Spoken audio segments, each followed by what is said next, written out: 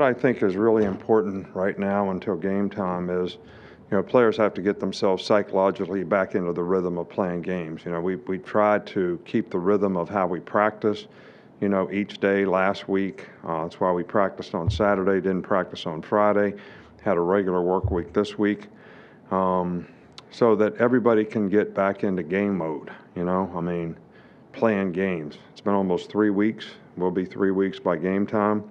Practice has been good. The focus in practice has been good. Players' preparation has been good. But I think they realize this is going to be a little different kind of game. These guys really run the ball, try to shrink the game, play really well on defense, don't give up very many explosive plays. They're big and physical, so it's going to be a different kind of game for us, and I think it's going to be a tough game. But we're looking forward to get back in Bryant-Denny Stadium and having the opportunity to play and compete. I think that's what these guys really look forward to. That's really what they want to do. It's an opportunity for them to create value for themselves and, for us to try to continue to create value as a team. Okay, Coach, we'll go ahead and start things off with Charlie Potter.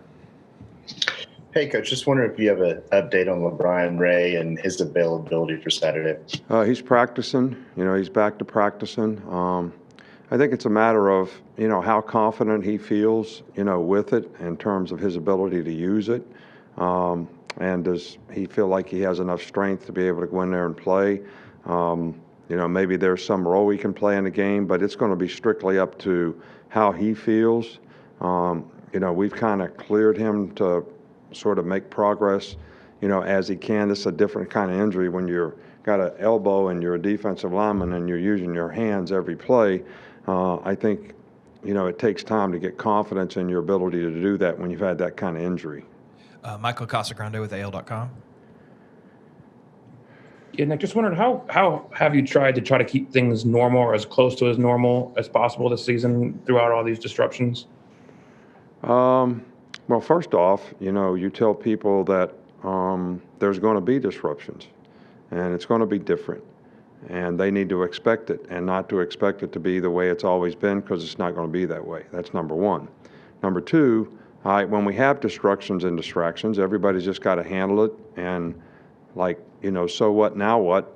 What are we going to do next? What can we control? What can we do next? How can we do the things that we need to do to try to continue to improve as a team and individually and collectively, try to accomplish goals that we have for the season?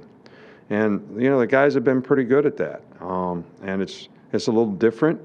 No doubt it's different coaching that way. You don't have certain guys that practice certain days, and then all of a sudden you got other guys there and other guys aren't.